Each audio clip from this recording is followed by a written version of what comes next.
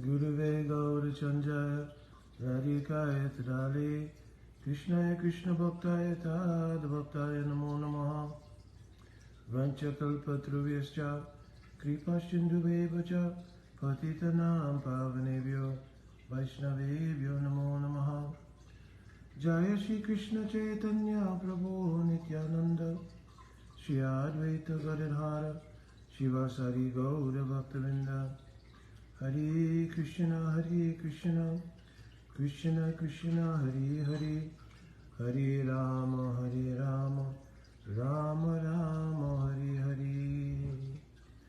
Dhanyavad Pranam devotees. So I'm answering a question that was from 3 or 4 days ago actually. As I mentioned, I'm trying to catch up with the questions and answers. Obviously, we've had some different festivals and other things come up. And of course, tomorrow will be Baladev appearance day. And then of course next week, Janmashtami. So I won't be able to get to all questions. So I'll just try to do my best to catch up on what I can catch up on. Dhanyavad Stiyat Prabhu, Dhanyavad Sadhana Siddha Prabhu. So the question I put in the title, and the question basically was, is it more important for us to consider getting out of the material world or to try to understand what is our rasa? So actually, really the framing of the question seems to put one situation against another when really that's not the case at all.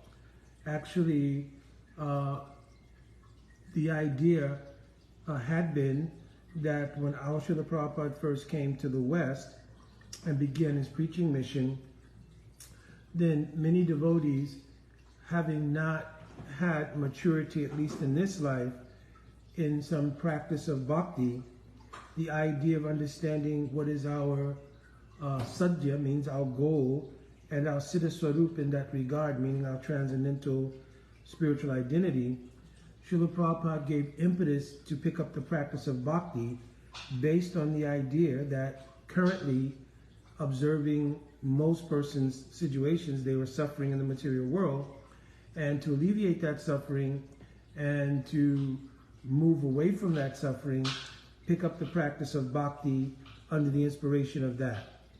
So Srila Prabhupada knew that to understand the nature of the deeper aspects of Gaudiya theology and our bhakti practice would take some time. It would actually take the practice itself, some development in philosophical understanding, and then of course the combination of the practice and the digestion of the philosophical content of bhakti.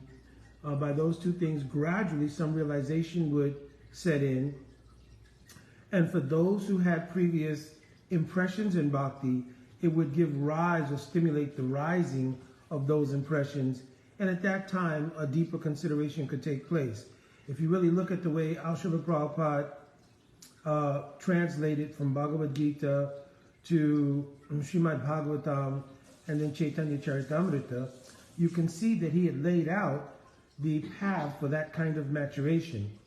Of course, when he first came to America, he had the trilogy of the summary study of the 10th canto of Srimad Bhagavatam, which is Krishna book. Because it's not possible to have a practice called a sadhana if there is no sadhya. Sadhana means asadhya.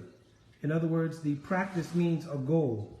So Srila Prabhupada, in a summary way, by presenting Krishna book, he presented, here's the sadhya, here's the goal. And then he laid out meticulously,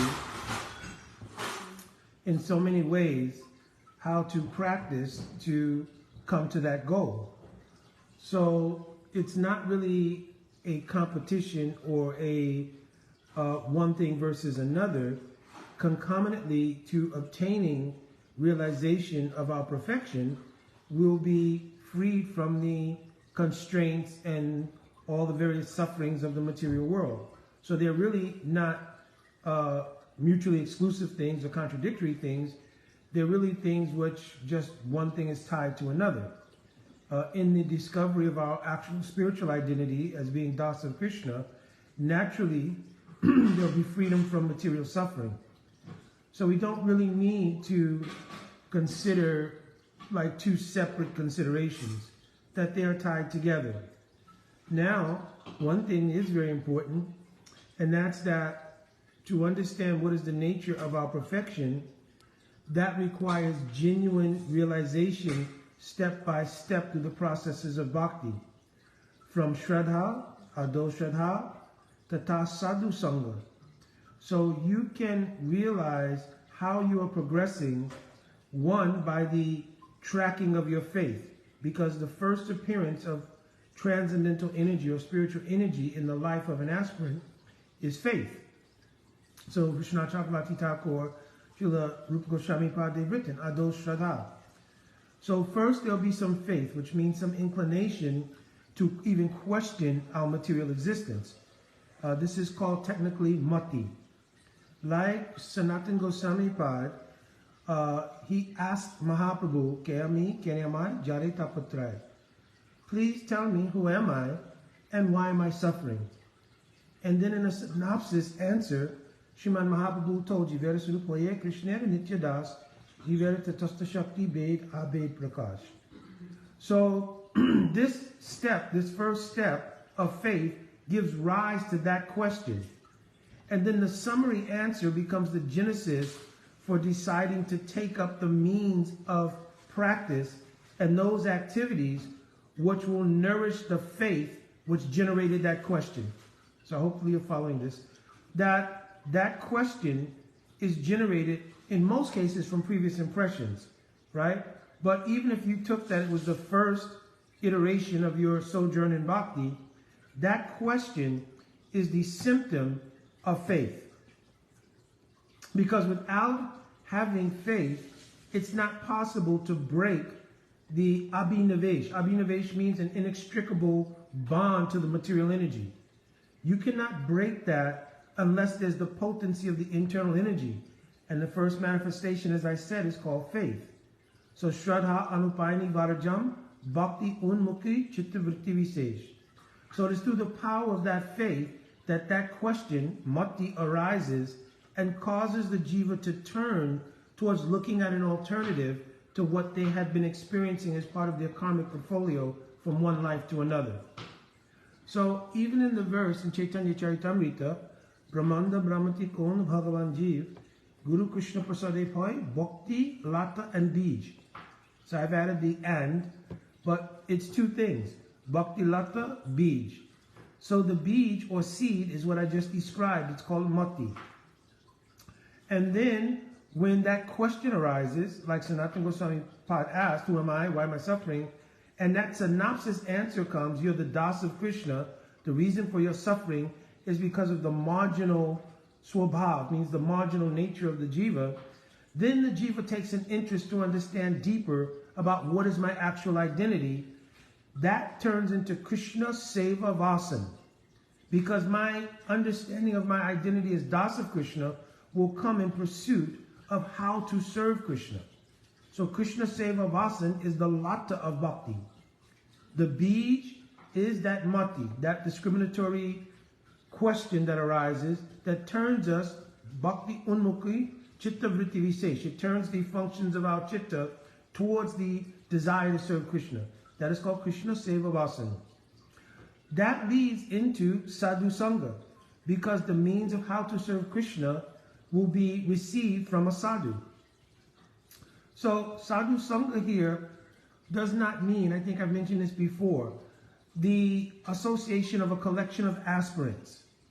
That is what it is. It's a collection of aspirants. Right? Sadhu Sangha means Sadnoti Sadayati Cha Krishna Premiti Sadhu.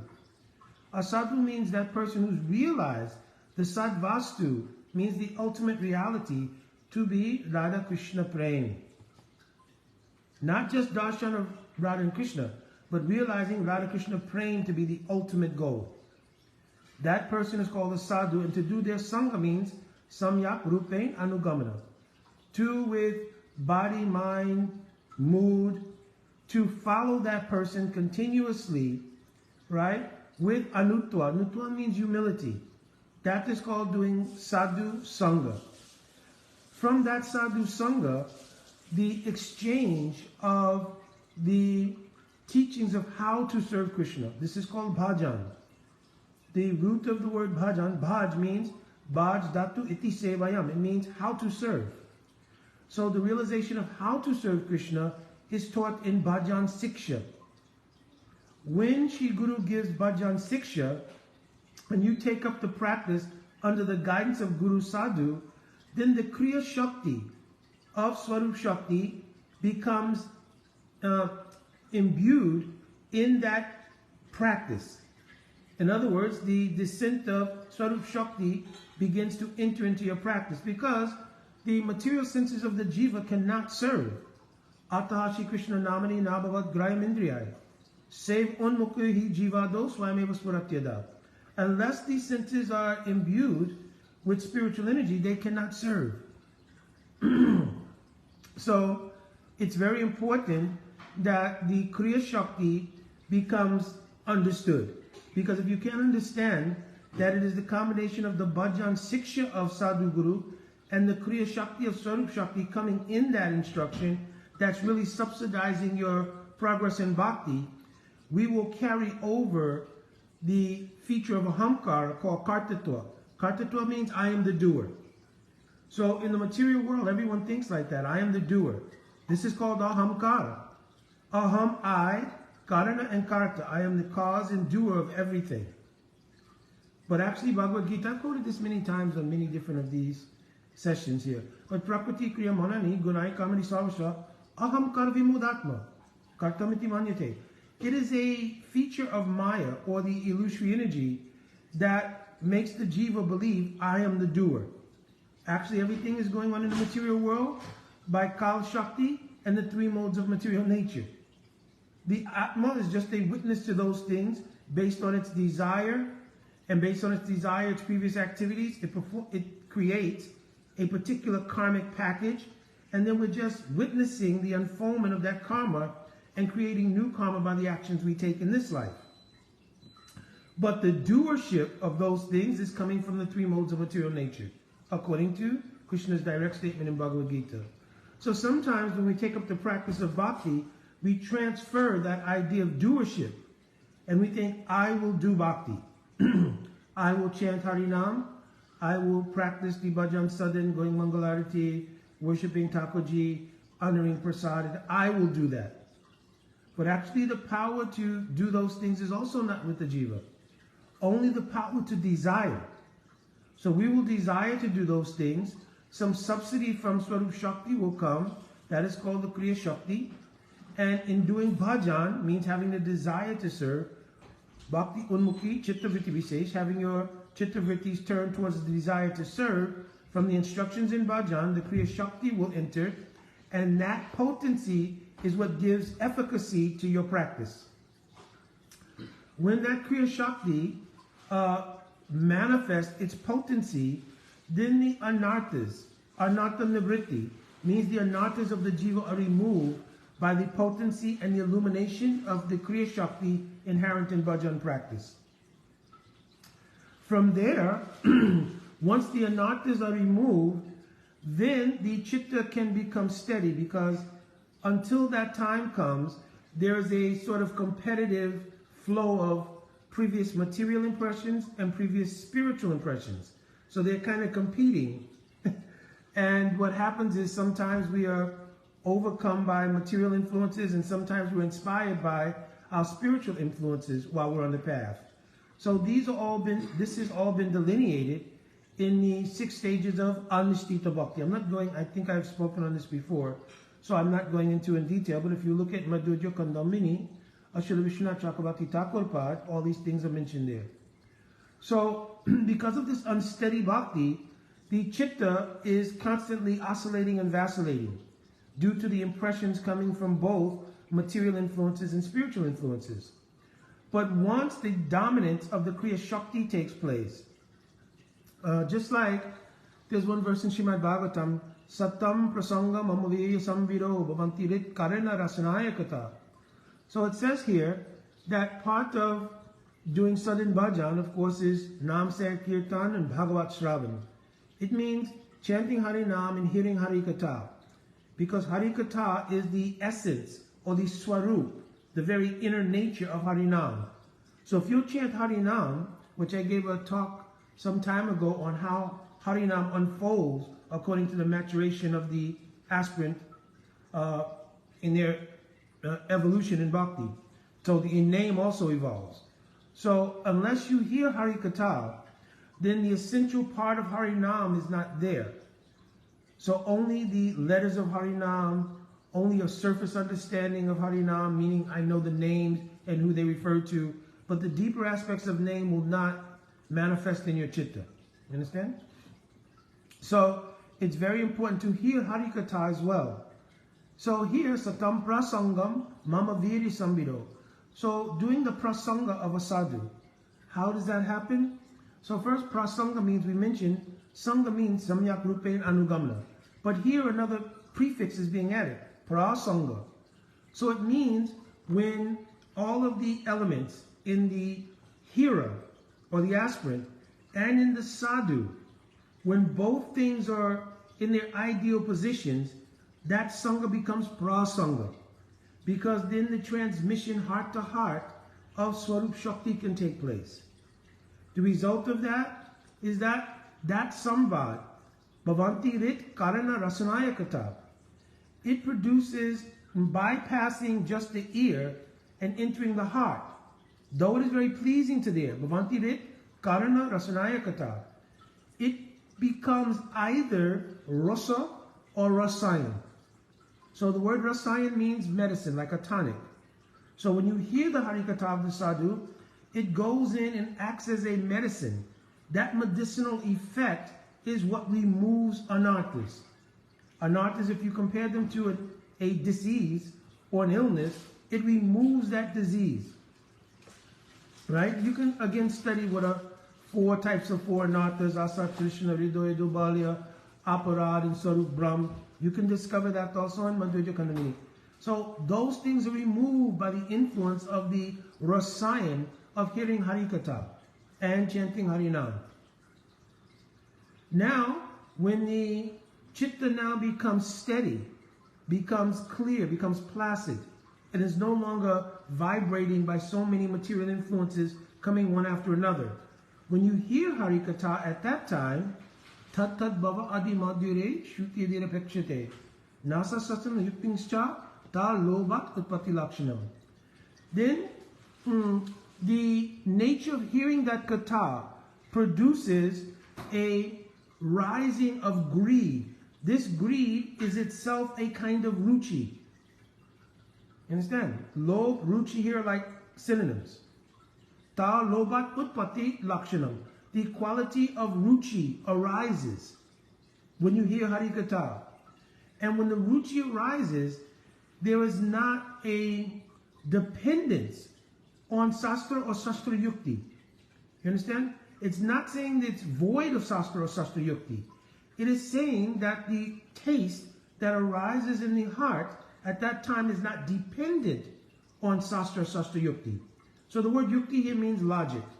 Because when you hear sastra, you hear it, but then you have to understand it. And in understanding it, all of the logic which forms the basis of your understanding, that also comes. Right? So here it's saying that the taste that you get in your chitta will not be coming from sastra or sastra yukti, but rather the Harikatha itself will have its own taste. You understand? Let me give you an example. I've given this example before, and it seems effective. When you first visit a temple, you might experience one of the feasts. And in the feast, I'm going to give the example of halwa. So when you first taste halwa, you do not know the cooking methodology to make halwa. You don't even know all of the ingredients. You may have some idea, well, this is farina or grain or something, but you don't know the process, all the different ingredients. But without knowing those things, when you taste it, it produces the satisfaction of the taste of halwa. Right? You don't know all the details, how it was made. You need to put butter. You have to cook the grains, and you have to boil water, add the sweetener, whatever that might be. And then you may add dates or raisins. So all of those things, that process is not known. But despite not knowing the full process, the ruchi, the taste inherent in the halav itself, manifests on your tongue and makes you very happy. You understand? So in bhakti, at the stage of ruchi, understanding the taste inherent in the Harikatha, hearing the sweet pastimes of Krishna, how Krishna is playing with his cowherd boys, Damodar Bandhan Lila, how Mother Yashoda tied Krishna to a grinding mortar, hearing the sweetness of Krishna's pastimes with gopis, and their meeting for Ras Lila, etc. Without dependence on Sastra and Sastra Yukti, a taste will come on the chitta hearing that katha. Before our ruchi is mature, the effects of that katha as both rasayan and rasa will be there. Because at that time, ataha bhajan ruchi vishay. At that time, the effect, the medicinal effect of the Harikatha will give an increased taste in bhajan itself. In other words, by hearing the Harikatha, you want to hear more. By chanting Harinam, you want to chant more. By associating with high-class Vaishnavas, you want more. So this is Ataha Bhajan Ruchi Vishay. So it is a ruchi in bhajan itself. There's some details here. What is Vastu Apekshaniya, Vastu Anapekshaniya, right? Vastu Vaishishta rather. Apekshaniya, Vastu Vaishishta Anapekshaniya. Right? Because in the very beginning, there Vastu Vaishishta means in the very beginning you'll have some attraction to the quality. Like if somebody's speaking very nice Harikatha, oh, I'd like to hear from that person. But if you hear somebody and they speak and you think it's very basic speaking, your attraction's not so high. If you go to hear Kirtan and the Kirtaniya is very expert, they have very nice rag, and the mridanga's playing tal very nicely, that time you appreciate the Kirtan so much. But if the Kirtaniya is very rough voice, the mridanga player is not very good with tal, then you think, oh, that Kirtan is okay. You understand? Or, Gurudev gave example, if you visit any temple in Brajadam, and you see Thakurji, oh, very beautifully dressed, very nice shringar, everything. But then you go to one temple, despite the fact that Sevak in that temple may be very high class, bhakta, but you see that the dress is not first class, so maybe some little dust has come on, then, not so nice, the deities here. You understand? So this is called Vastu Vaishishta Apekshaniya. Right? It means I have some consideration of the quality of the presentation of something in order to extract the ruchi from it. When there's some more maturity, bhajan, Vastu Vaishishta Anapekshaniya. Those things will not matter. Because the substance of your taste in those activities is coming from the depth of your own bhajan experience. So if the Kirtani is not expert singer, if Thakurji is not dressed in the most opulent way, you understand? Still, you'll have so much deep mood because the ruchi is coming from within your own bhajan sadhana. Right? It's not dependent on the characteristics and aesthetics of the presentation of the deities, bhajan, etc., or the Harikatha being spoken. Because it's rising from your own bhajan. And then, Prodapara Atmas Ayati Bhajaniyam. So then after that, when that ruchi becomes more mature, it becomes a Shakti. And in the stage of a Shakti, the object of the ruchi is Bhajaniyam, means it's the Krishna, Radha, Mahaprabhu themselves. So now it's not just the bhajan practice that becomes ruchi for you, but the object or goal of your bhajan becomes the ruchi. This gives birth to bhajans like we were singing yesterday because of the Rupa Goswami Tirubhav Mahotsav. We were singing Shri Rupa Manjari Pada Shai Mora Shampada Shai Mora Bhajana Pujan.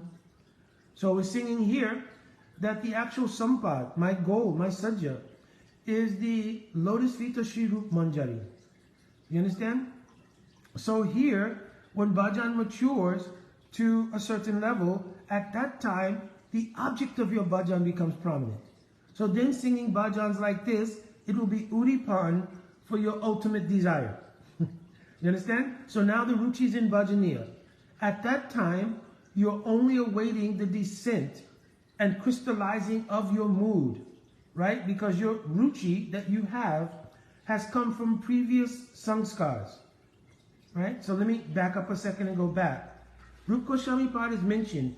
Where has the particular desire, particular type of ruchi for a particular type of service, where has it come from? So in Bhakti Rasamrita Sindhu, it's mentioned there, Yatotaram Ashwada Viseshu Lashumai Api Rati Vashanaya Shwadi Vashyate Kapi Kasyachit.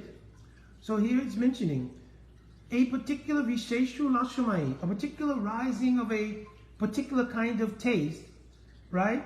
Because first, Yatotaram Ashwada, all the different rasas from a neutral perspective.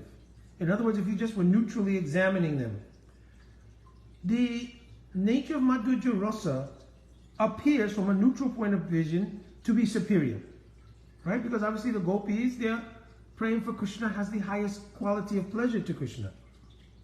You understand? So from a neutral position, right, Madhurya rasa seems highest. I'm saying that because anybody who's realized a particular rasa, that rasa is fully encompassing for them.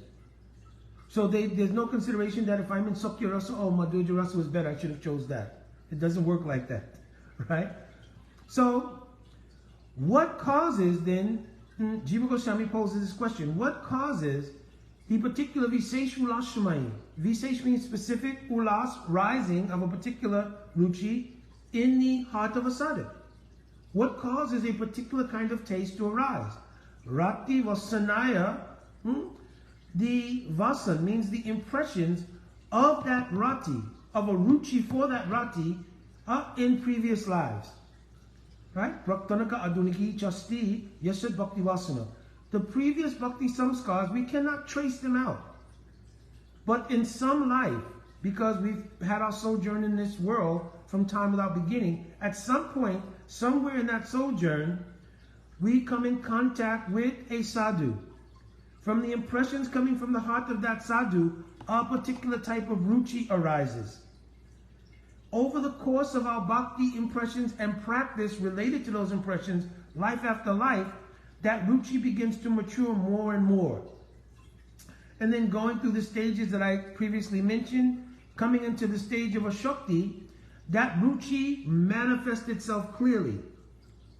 So, Jiva Goswami Pad is written in Bhakti Sandarbha. Tasya tadrasa sudakaraka bhasa samulasita hridoy spatika moni.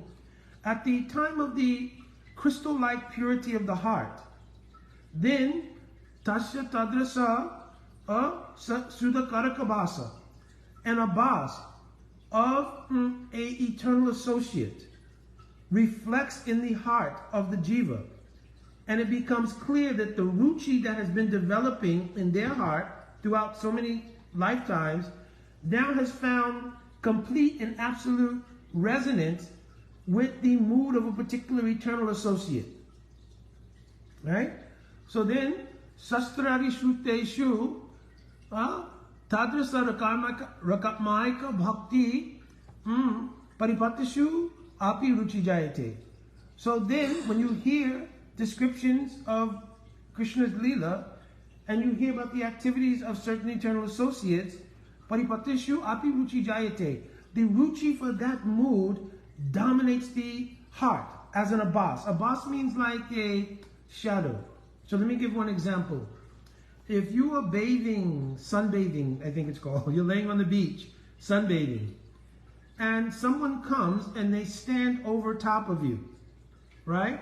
When they stand over top of you, you can experience that the sun, which was previously beating on your skin, has now been obfuscated, right, by the presence of someone blocking that ray of the sun. So that shadow is called an abbas. You understand? So it is a perceptible experience on your chitta, on your consciousness, of the mood of an eternal associate. At that time, the synthesis of your ruchi and that eternal associate's mood becomes your deep aspiration. That stage is called Ashakti. And then after Ashakti, then Sudha Sattva Viseshatma Prem Suyam Samyabak. Listen carefully. Ruchi Vis Chitta Maslinya. That Ruchi, when Swarup Shakti descends, it means Samvit Ladini. Right? These two potencies on the purified heart, which is now Sandini, means the purified existence. Sudha Sattva. So Ladini and Samvit, the cognition of what is my relation to Krishna and the bliss inherent in that mood, descend unto the consciousness of the jiva. Then Avyabhuyat Manovrito Rajayate Tat Sarupatam. That mood takes over the chitta and becomes one with it. What is this?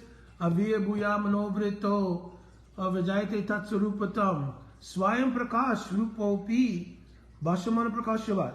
Swayam Prakash means that Sudha Sattva, that transcendental spiritual energy, is self-manifesting. It did not come from your sadhana. It is a self-manifesting phenomenon. Just like in the verse, Nitya Sirasya Bhavasha Prakritam Riddhi Sajyata. The Nitya Sirabha Prakritam, it manifested on the chitta. How? Swayam Prakash, of its own nature, of its own reality. You cannot cause it to happen. That's why the stage of a Shakti is a stage of ultimate desire. So if you read so many of the prayers of our acharyas, in that stage they're begging, Oh Kabe Habe, when will the mercy of Shrimati Radhika descend and bless me with the mood of Radhadasyam? That's all in the stage of a Shakti. That's when the depth of those kind of prayers come out. Then when Swarup Shakti descends, it takes over the chitta, as I described in this last verse. And at that time, the crystallization of the nature of your eternal spiritual identity is revealed to you clearly. Indications of your spiritual identity start at the time you receive Diksha. The ruchi that's in your heart at the time you receive Diksha, if you have some bhakti maturity, when you hear the Diksha mantra from Sri Guru, and you receive the Guru Dhyan and the mantra rahasya, means the confidential meanings of the mantra, it should illuminate in your heart. And then you begin your practice based on that understanding received at the time of Diksha. In maturation, that becomes realized progressively in the stage of Ruchi, Asakti, and finally in the stage of Bhav Avas, the stage when Swarup Shakti descends. At that point, still being within the material body, your practice will have two tracks. Seva Sadika Rupena Siddha Rupena Chatri Tad Bhava Lipsanakara Raja Lokanusarita. So in your Sadika body, means the body you have now, you'll follow Braj Lokanusarita, means how my Guru Dev, Guru Parampara, up to our Goswami Varaga, how did they practice bhajan? You will do like that. And in your inner realized spiritual body, Siddha Rupena, then you will follow the nature of the practice of that associate as they practice in Brajadam. For instance, how Sri Rup Manjari is serving to Radha Krishna. You understand? So I've tried to cover the fullness of allowing your question, Prabhu, to be answered, both you and Didi. I'm also speaking to both you and your wife, because I know you're writing the question together, right? So this is the process. So getting out of the material world is just a concomitant factor of all those things I just explained. So don't make a dichotomy between, well, should I focus on getting out of the material world versus realizing my Swarup? They're one path of progress. If you take the idea, however, I'm practicing bhajan just to get out of the material world, salvationism will dominate your heart, and the very nature of praying or love towards Krishna will become minimized. On the other hand, if you try to pursue prematurely the idea, I just want to love Krishna, you understand? Many traps of sahajavat may take place. You understand? So the most important thing is Anya Abhilas Sunya. Don't have so much your own desire. Make your desire the service, the Anukul Seva to Radha Krishna. Because we've not experienced Radha Krishna, the first platform of that Seva, Pratamam tu Guru Pujam, Tata Mama Charam, Mama Ascharyam. Krishna saying, first, Pratamam tu Guru Pujam. Your first sense of worship will be to Shri Guru and Sadhu. So you will channel that energy into the Anukul Seva of Shri Guru. And your maturity, it will naturally come to Mahaprabhu, naturally come to Shri Radha Krishna Yuga. So Prabhuji, hopefully this was somewhat helpful to answer the question in a full way, right? Because I know you wrote me before that you asked the question to someone and they just kind of dismissed it, just telling you you don't have adhikar or you're not ready for this, etc. But my firm feeling has always been, if we will explain these things, then devotees have a roadmap. They have a vision, right? To just tell somebody, don't worry about that now. Wait till you become pure. That doesn't make any sense. You have to explain the path. And then people have a roadmap. Oh, yes, I understand what I need to do. I explained before that I saw one class when one devotee asked a simple question. At what stage do we pick up the practice of Raga Nuga Bhakti? And rather than that person giving the class, first giving an explanation of, well, what is Raga Nuga Bhakti, etc., they simply dismiss the person. So when you become a pure devotee.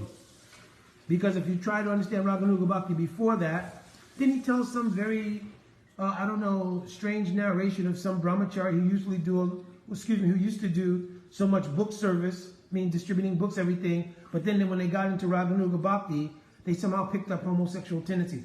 I have no idea where the strangeness of that whole connection came in, but to the devotee who was asking the question, it appeared like there's a correlation between trying to understand what is Raga Nuga Bhakti and becoming deviant. So it would have been better to explain the stages that we go through, and then the devotee can themselves realize something of a roadmap to maturation to understand what is Raga Nuga Bhakti. And the problem here is that if the speaker themselves didn't understand Raga Nuga Bhakti, but spoke from the nature of false ego to cover the fact they didn't know about Raga Nuga Bhakti, and sort of damage the faith of that aspirant who's asking a very sincere question, this is not good. This is the whole principle of Baladev's taking away Romaharshan Sutta from speaking Srimad Bhagavatam. You know what the meaning of Romaharshan is?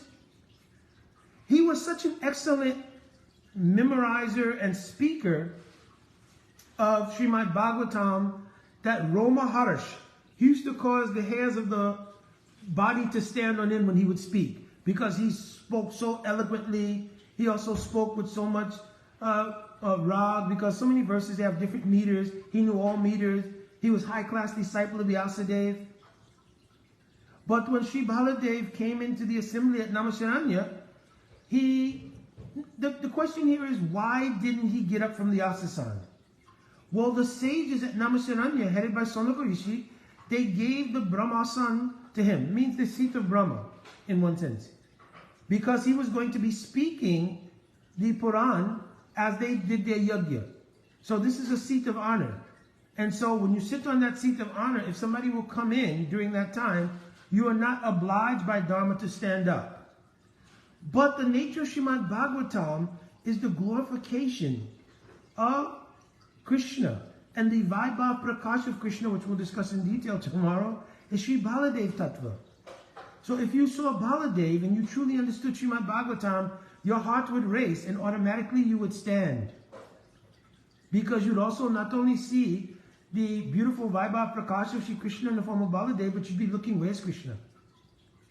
So it means that Romaharshan, he was a sutta, he's a reciter who was so expert at reciting, he caused the hairs of the body to stand on him, but he did not have realization. Why? Because Vyasadeva, what he spoke of Puran to Romaharshan, he himself had not yet realized in full. It is only later that Vyasadeva Bhakti Yogena Manasi Samyak Pratihlayamale Apashat Purusham Punam Mayayam Upasritam. After speaking to Narad, he himself in his Bhakti Yog Samadhi would realize the deep meaning of Srimad Bhagavatam. So later on, that son of Ramaharshan Sutta, who was Shut Goswami, he heard from Maharaj Parikshit, and then he got the fullness of Bhagavatam. He returned and spoke it at Namasaranya. So it's very important that we don't become like Ramaharshans. You understand? Our mission in doing Harikatha is to serve our Guru Vargas. And our Guru Vargas have been so kind, our Goswami Vargas have been so kind, that they've written all these different things to elucidate Sriman Mahaprabhu's teachings.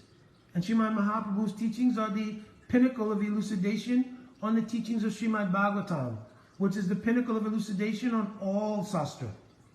Artam Brahmasutranam, Bhartatam Vinirnoya, Gayatri Bhasha Rupa So, Vedata Paribramita. What is the meaning of the Vedas? What is the meaning of Vedanta Sutra? Even Itihasas like Mahabharata, and even the Vedamata Gayatri. What is real meaning? All explained in Srimad Bhagavatam. Understand? So we have a special duty, especially by the mercy of our Srila Prabhupada, my Guru Pada Padma, all our Guru Vargas, to speak in such a way and to act in such a way as to nourish and increase the faith of aspirants by being able to adequately give, even in your own words, to adequately give the teachings that they've come down in the Mahaprabhu's Dada, means the line of Mahaprabhu. Right? That way you'll genuinely help people. If you just discourage people, it's not good. Of course, two sides of this coin. Those who are making inquiry, they should also inquire according to Adhikar. Because I have heard my Gurudev, somebody will come, they've been practicing 2 weeks, at least in this life. Gurudev, what is my Swarup? And my Gurudev, yes. You have, Gurudev, I think he used to say Goofy Swarup, but the devotees told me he's saying Goopy Swarup. But, in other words, Gurudev is giving a joke here. Don't worry at this stage about your Swarup. Hear my Harikatha. If you're hearing Harikatha and practicing organically, then Swarup Shakti will, in incremental stages, as I described earlier, reveal gradually what is your Swarup. You understand? And simultaneously, you will become free from material energy and the suffering that is an inherent part of the duality of the material world. So no need to try to juxtapose one against the other. Do bhajan progressively and both things will happen. Jai Prabhuji, my Dandavat Pranam. My Dandavat also to all the devotees who are on. Have a very good Balaram Jayanti tomorrow. Jai Vancha Kalpaturvischa, Kripa Sindhavevacha, Patitana Pavanebhyo Vaishnavebhyo Namo Namaha. Jai Radhe Radhe.